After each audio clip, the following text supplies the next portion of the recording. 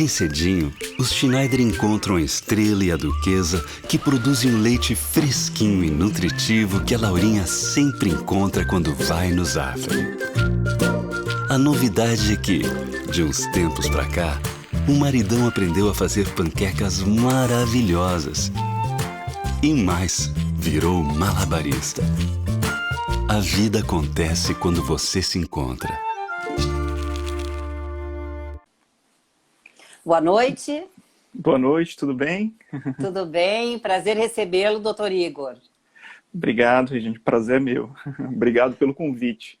Ora, estávamos já para conversar há algum tempo, não é? Então, hoje vamos concretizar então este convite. Perfeito. O programa Momento Jurídico está recebendo o doutor Igor Maciel, graduado em Direito pela Universidade Federal de Pernambuco, com extensão na Universidade de Coimbra, Portugal. Mestre em Direito pelo Centro Universitário de Brasília, UniCeub. Professor de Direito Administrativo, Difusos e Coletivos. Procurador Municipal de Porto Alegre. Doutor Igor, então vamos conversar sobre a reforma administrativa e o impacto nos servidores ativos. Nós temos uma pauta que foi elaborada pela produção do programa Momento Jurídico. Podemos começar agora? Pretendo, por favor. O Congresso Nacional recebeu do governo Bolsonaro a proposta da reforma administrativa. O que pretende o governo com essa reforma, doutor Igor, no seu entendimento? Perfeito. Essa pauta da reforma administrativa, Regiane, não é algo novo, né? Não é de hoje, e aqui, verdade seja dita, essa pauta é uma pauta popular.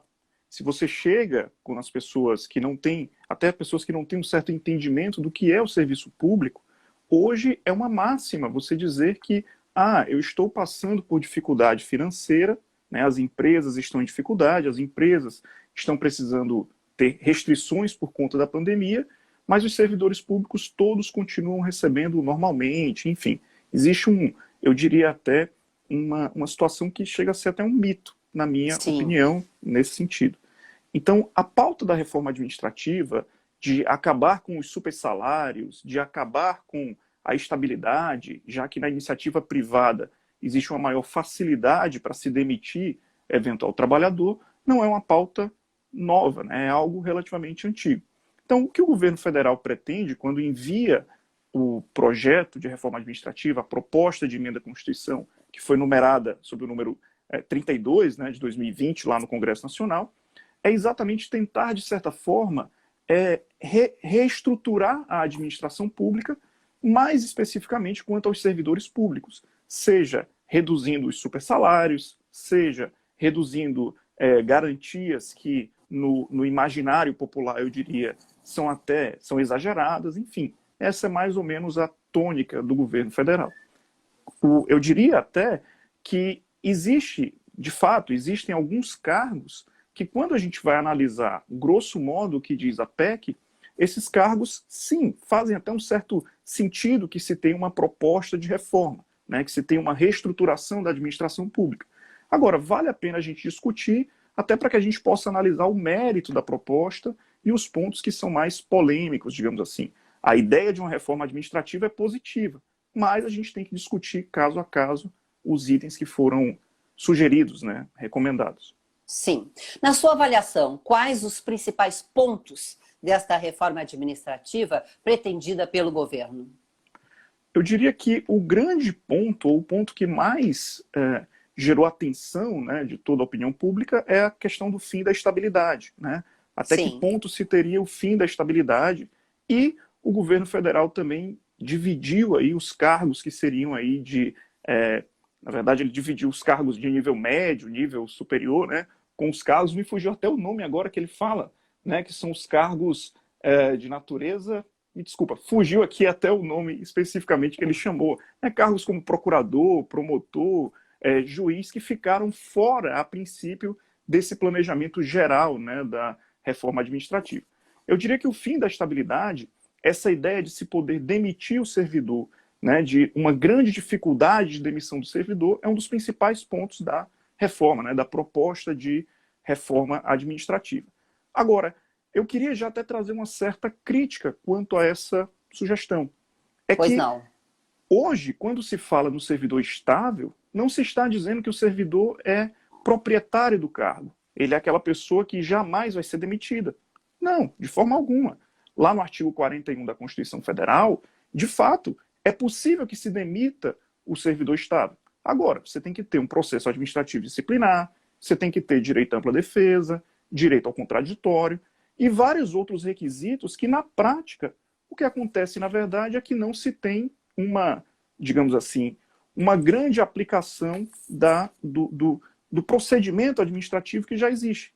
Afinal de contas, quantos servidores públicos você conhece que foram demitidos em razão de uma falta disciplinar?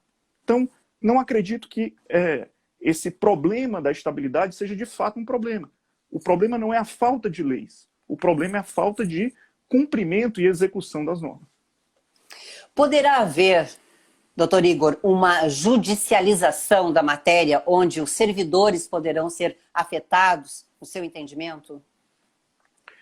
O governo federal, na proposta de emenda à Constituição, estabeleceu ali no artigo 2º da PEC que algumas das alterações que eventualmente foram propostas, né, como, por exemplo, limitação de férias a 30 dias, né, a gente tem, sim, carreiras hoje que tem 60 dias de férias, então aquilo faz bem parte daquele ponto que eu falei para você no começo. Sim. De fato, existe uma orientação de se limitar super direitos ou super garantias, digamos assim.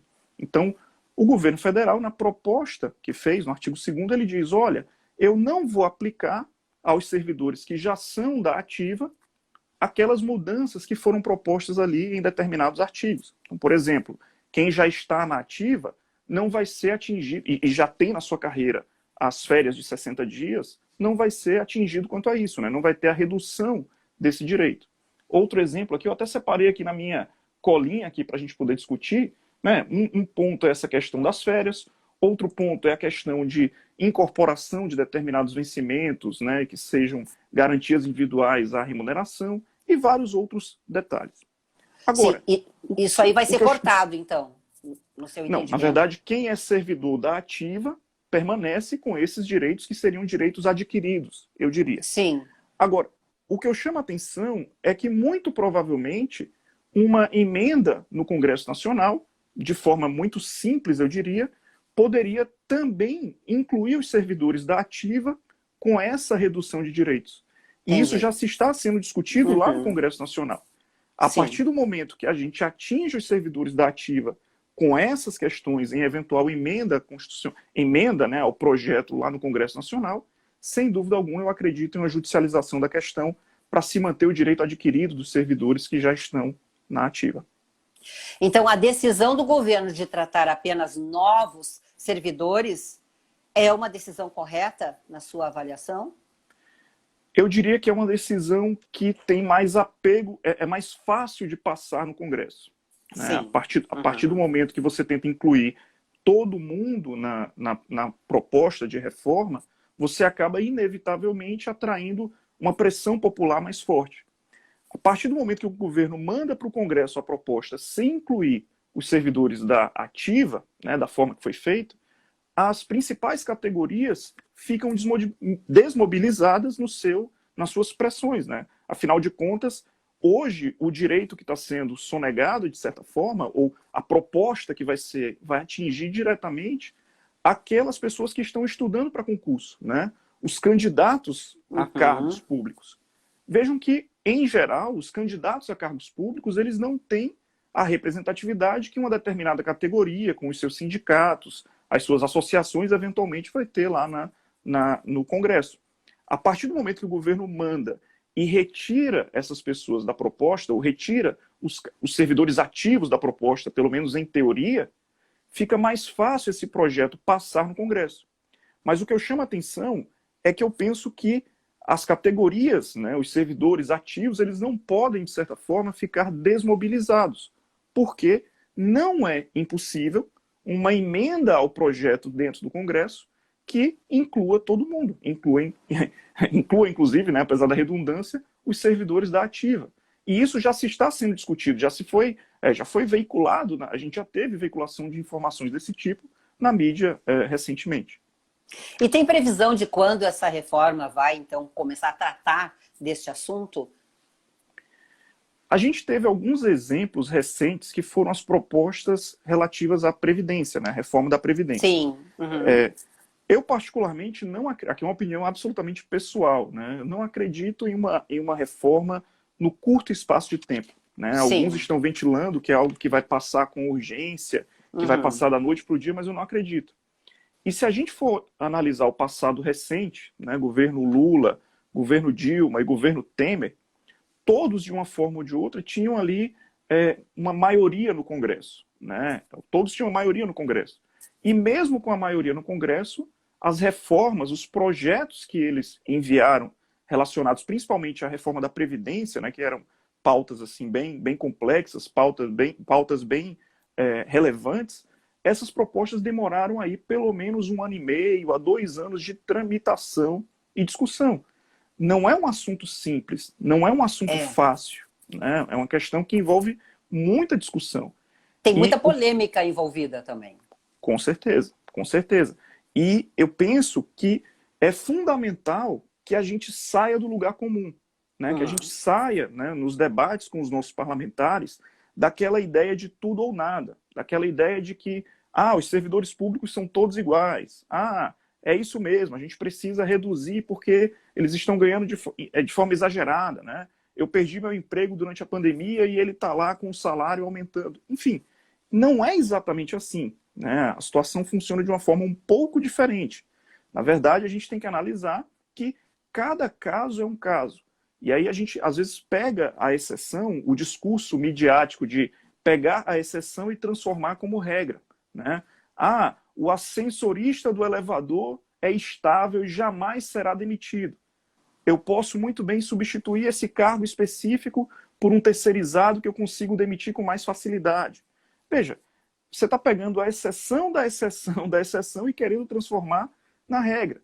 Não é assim que a coisa funciona. Né? A gente precisa analisar e debater a questão de uma forma mais aprofundada.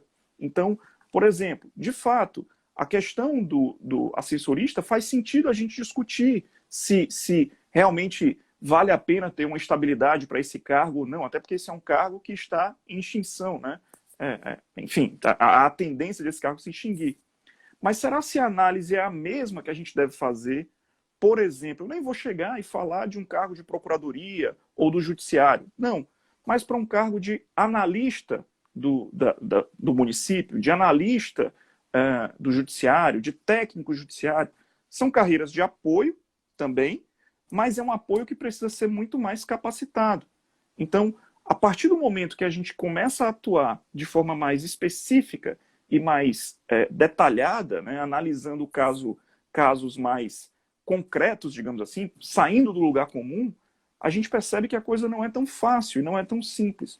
E é por isso que eu não acredito num debate rápido. Eu acredito que, de fato, essa proposta vai demorar muito para ser aprovada, ou pelo menos espero que ela demore para que isso seja bem discutido entre os parlamentares. Na sua avaliação, a máquina pública não aceita mais tantos servidores com salários altos? Aí, então, vem o fim da estabilidade? Essa talvez seja a grande polêmica, né? E essa talvez seja a discussão. De fato, existem algumas situações que todos nós concordamos. Eu sou contra essa discussão, Rejane, de que é tudo ou nada na reforma. Né? Sim. Eu sou a favor da reforma porque eu sou a favor, eu sou contra porque eu sou contra. Se a gente ficar nessas discussões genéricas, digamos assim, a gente nunca vai conseguir chegar no debate mais aprofundado, que é o que a gente tem insistido.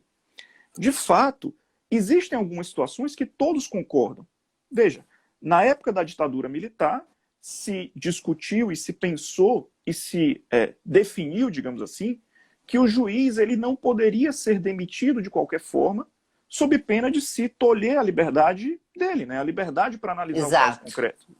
Então, se construiu no passado um direito do judiciário, dos magistrados em geral, de não ser demitidos, né? Que a penalidade para o magistrado, grosso modo falando, tá? Não vou entrar aqui nas nuances específicas dos casos, mas ele seria aposentado compulsoriamente. Então, foi um direito conquistado que tem uma certa razão de ser, ou que tinha uma certa razão de ser. De fato, hoje em dia não faz mais tanto sentido no mundo que nós vivemos hoje.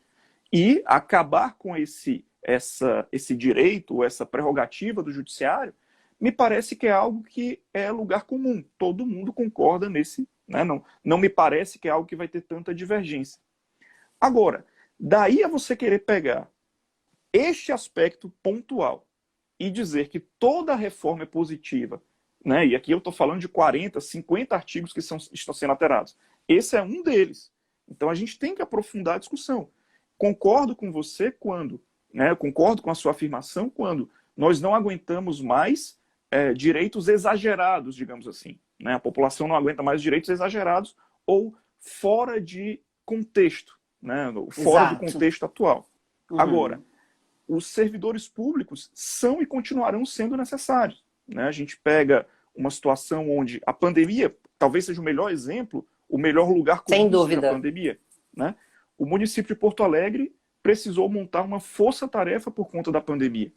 Nós éramos, não vou lembrar, nós somos, não tenho certeza, mas eu acho que 30 procuradores atuando.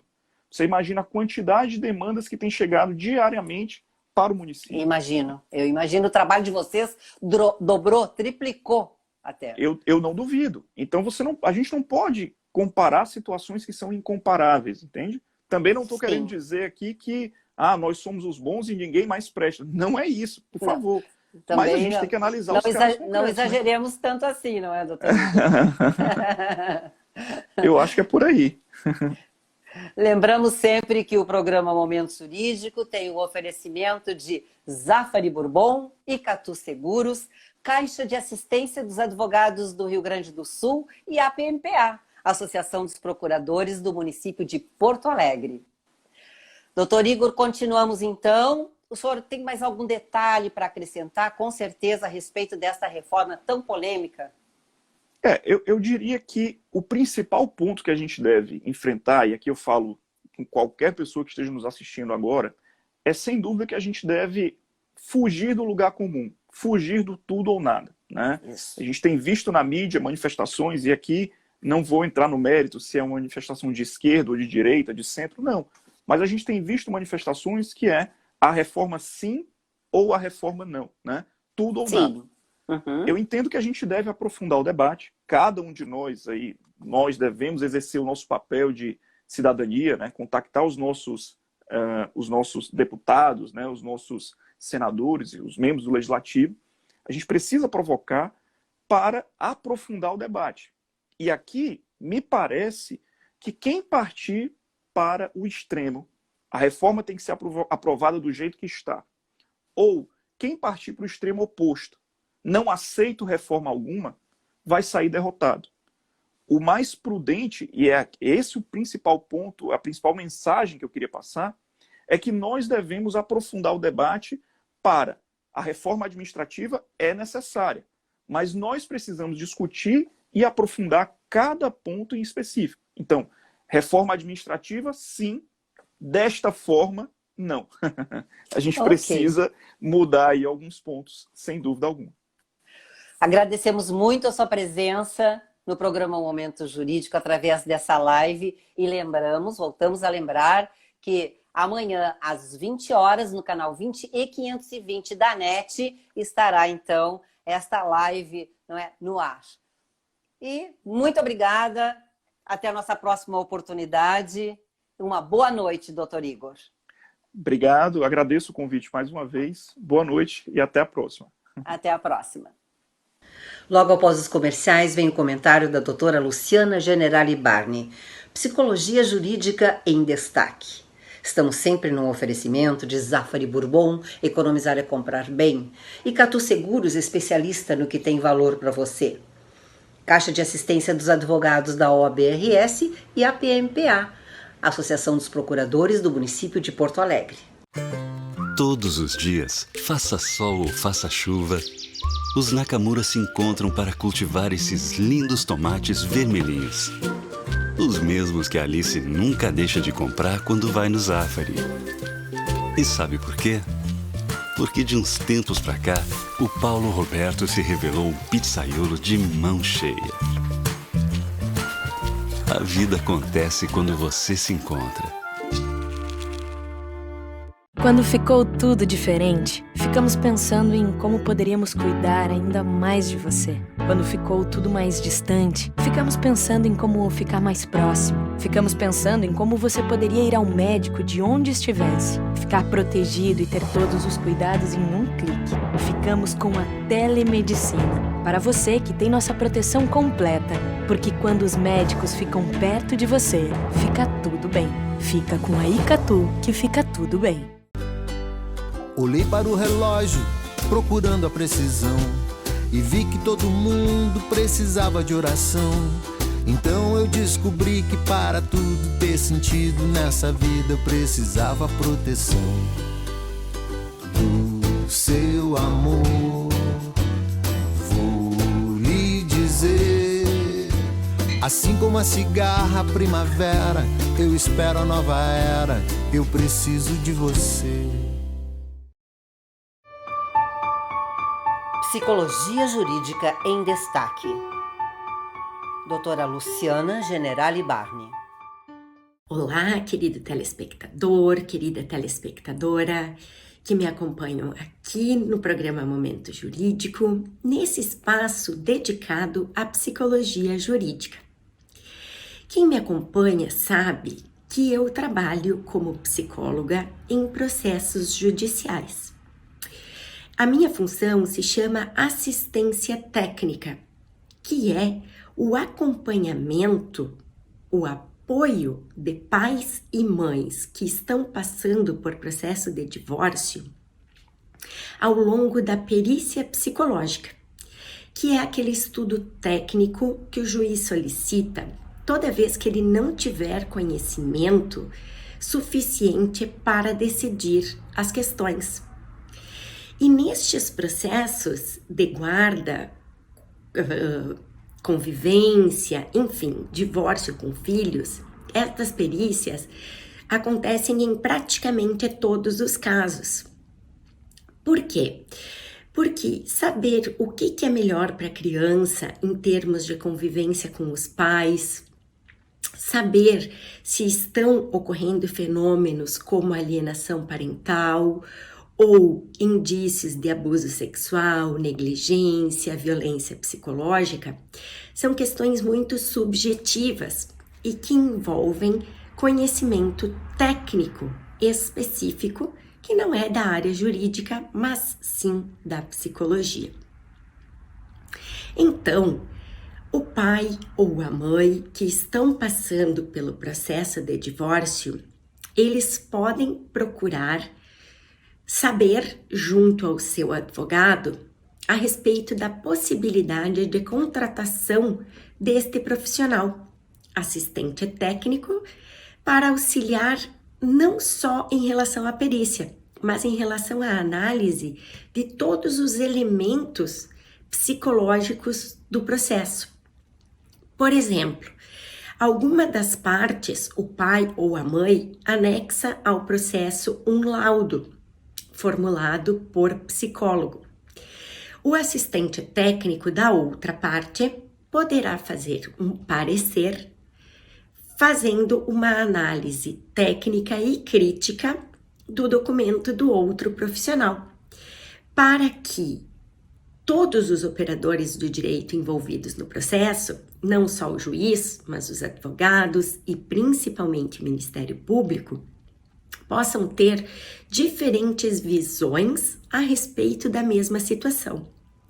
Importante salientar que o assistente técnico, mesmo sendo contratado por uma das partes, ele não é parcial como o advogado. Ele não está aí para defender os interesses do pai ou da mãe, mas sim para fazer um trabalho que visa qualificar a perícia e as decisões judiciais como um todo. A ideia é sempre se proteger o melhor interesse da criança e do adolescente.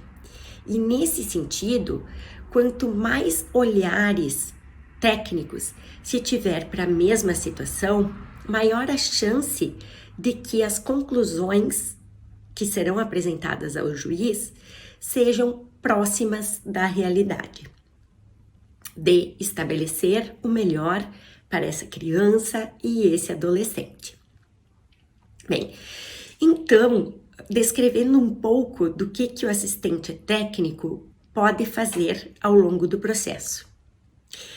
Ele pode, em relação à perícia, formular quesitos, que são perguntas a serem respondidas pelo perito ao longo do procedimento pericial. Ele pode acompanhar as entrevistas, caso o perito permita. E ele pode, ao final da perícia, não só pode como deve, apresentar o seu parecer técnico, analisando os procedimentos adotados pelo perito e o próprio documento, o laudo pericial. E assim, auxiliar todos os operadores do direito, como eu já falei, a ter uma visão mais clara das questões subjetivas envolvidas no processo. Quem não me acompanha ainda nas redes sociais, o meu Instagram aparece na tela, psicóloga.lucianagebarni. Se você tem dúvidas a respeito deste trabalho, comentários ou sugestões, eu vou ficar muito feliz em poder estar entrando em contato com você. Obrigada pela atenção e até o próximo programa. O talento da família Silveira sempre foi produzir as melhores maçãs da região. As mesmas que o Fernandinho escolhe com carinho quando vai no Zafari.